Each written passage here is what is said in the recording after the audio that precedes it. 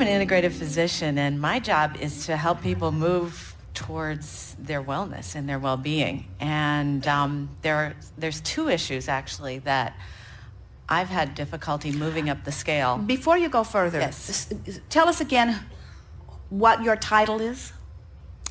I'm a physician. I'm a medical doctor, and what I do integrative medicine, because I integrate everything I can find to help people move along that Yes. journey to wellness. So how long have you been a physician?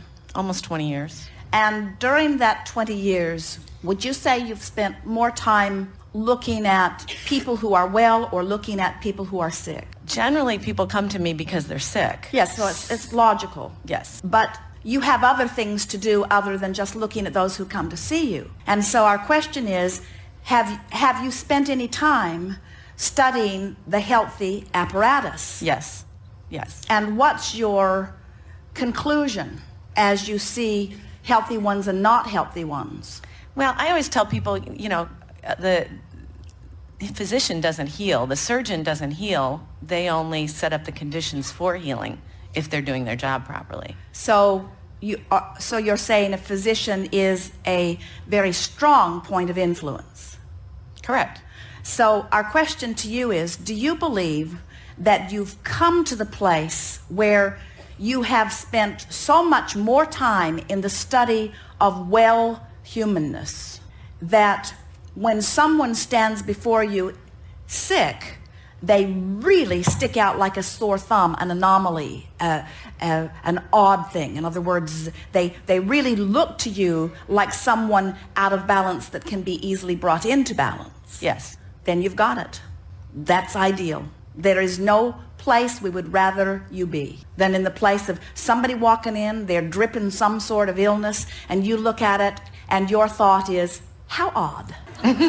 This is not the nature of the human species. Mm-hmm. Something must be troubling them that is causing them resistance, that has set up a nucleus that allows this very odd thing. Because wellness is the true nature of your body. And even though you're dripping the illness, most of you is wellness. And I would like to hold this knowing and focus upon you, you say to them, and activate everything well in your body. Yes, that's the key. Yes, I agree.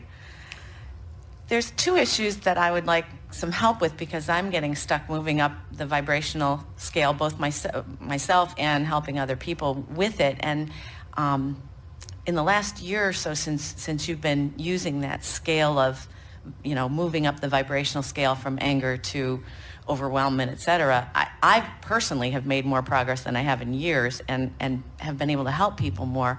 And I heard you a couple of times actually move someone who was in so-called chronic pain up the vibrational ladder away from that. And I wanted some help doing that, particularly with the issue of being overweight. A lot of people come to me that are not happy in their bodies and they're eating fairly well.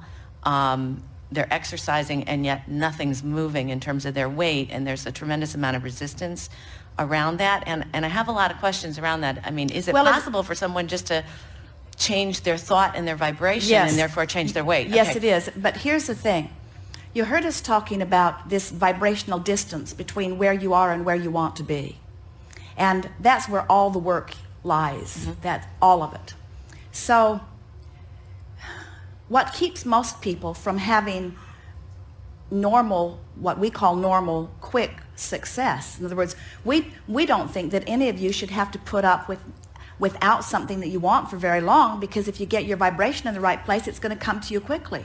And so you shouldn't have these long, unfulfilled or unrequited desires, because the universe should be able to yield to you and you should be able to let in a reasonable time. So it's just a fun, constant, steady unfolding. Eventually we'll begin holding classes on demanifestation, because there'll be so much wonderful stuff that you've been wanting for so long pouring into your experience.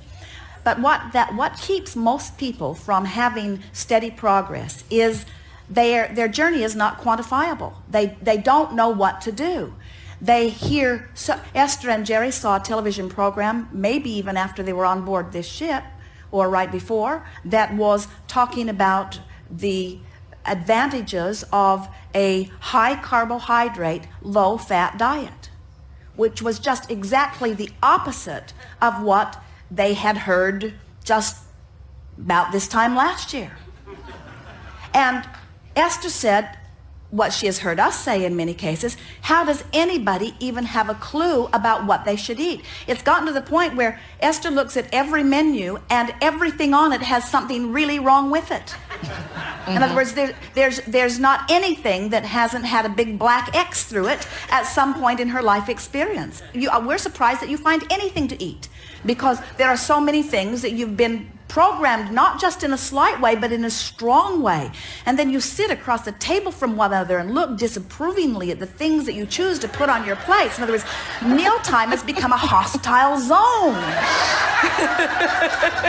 And the waiters take great delight in the torture as they bring from table to table things that they know that you want to eat that you shouldn't, and they watch your inner turmoil, you see. And so what we want you to understand is that you could pick anything. It does not matter what you pick. Just pick a plan and then line up with it. In other words, but it is the lining up with it. You have to make peace with where you are. If you sit to eat something and while you're eating it, you are either not enjoying it, so there is resistance, or you are feeling guilty about eating it, so there is resistance, you're not in a place where your body can do what it would do if you were eating in joy, you see.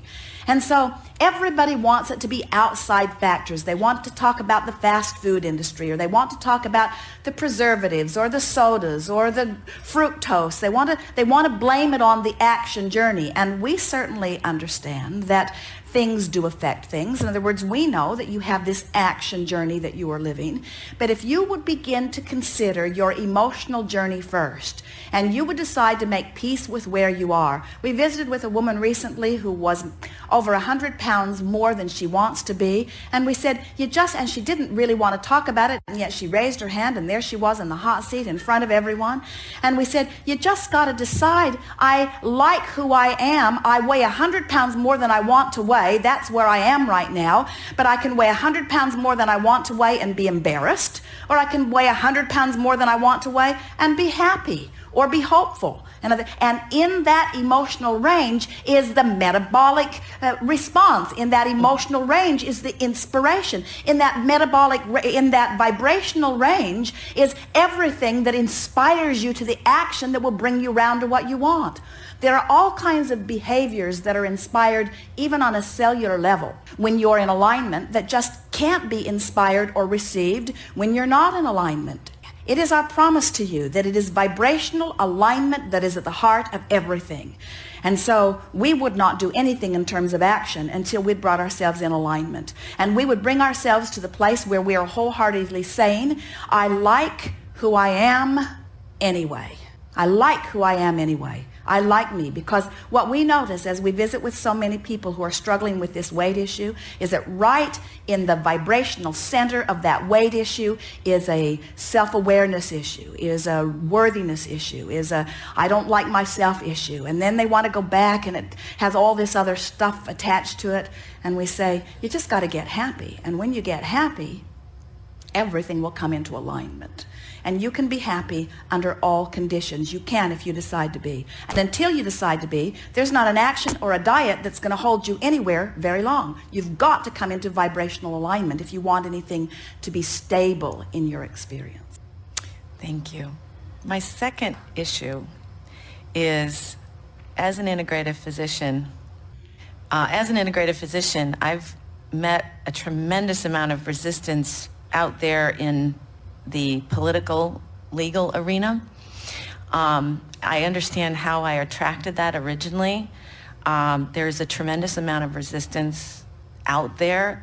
For example? Physicians who practice alternative medicine are frequently attacked by their medical boards, as was I. And they attempt to try and take your license away for practicing alternative therapies. And we let them take it. It's not worth much.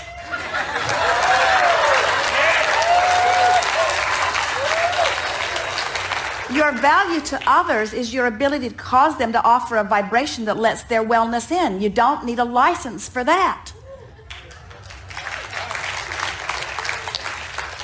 In other words, you can't have it both ways. You can't say, I need your approval, so I'll jump through your hoops, but I want to do things that you don't approve of. You can't have it both ways. You just got to decide. I'm an uplifter. I'm a healer. I'm a vibrational aligner, you see. And what you'll discover is that the people that are out there, the clients that are out there, they're sifting themselves out. There are those that wouldn't be caught dead in your office anyway. And I agree. I mean, the more I've been under scrutiny, the busier my practice is. I mean, people are coming to me in droves. My practice is very busy and very successful. But well, let it be known that the best thing that could ever happen to you or your patients is that somebody takes some license away that has been hindering you and keeping you from helping them. Whoa. In other words, as we guide physicians or nurses, frequently they'll say to us, they'll ask us what they would do, and we'll tell them what we would do, and then they will say, oh, I couldn't do that because I'm not allowed to give false hope. And we say, well, we don't want you to give false hope either. We want you to give real hope. And they say, yes, but I'm not allowed to say those things. I would be fired. And we say, well, if you're not allowed to help to cheer someone or give someone some level of confidence based upon your expertise and what you've seen, then you're of no value to them. And can you hear what the medical community is saying? They're saying, we are so wrapped up in your illness that we don't dare even suggest that you might get better. And if you suggest that they might get better, we'll take your license away. Mm-hmm. And we would say, this isn't the game I came to play in. I came to play in the game of upliftment because I know the difference between despair and hope. It's the difference between recovery or not, you see. But the physicians or the medical board, they want the recovery to be dependent upon something that they can sell to you. In other words, we want you to believe in our drug or our process, not in your God-given right to be well. I understand all that, and I guess my question is, how do you, the legal process is so intense, and so it's so easy to get pulled into the focus of the resistance, and actually the good news is we're almost through it, and 2 days after we get back from this trip, the whole thing's going to be settled, and we basically won a pretty big victory. But the problem is I keep getting caught into the legal model, and I want to know how to move vibrationally out of that. You're saying just let go? We can help you here. It takes two to have the experience every time. And so when someone moves into alternative medicine, they rarely do so without pushing against what they are moving from. And it is that pushing against that is the hook that shines a light on you that gets them to look at you. In other words, if you were just bipping along, living happily ever after, doing your thing and not pushing against. In other words, when you puff up and you say, I have a better way and my way is better than that, that is going to defend itself. That's going to say, no, that's not true, and here's why. And so what you want to do is just offer yourselves vibrationally and don't push hard against them. And it is our promise to you, if you're not pushing against them, they'll have less reason to push against you. Thank you. Be easy about all of this and continue as you are. If we were standing in your physical shoes, we'd continue to do what we're doing. You have all kinds of knowledge that is serving you.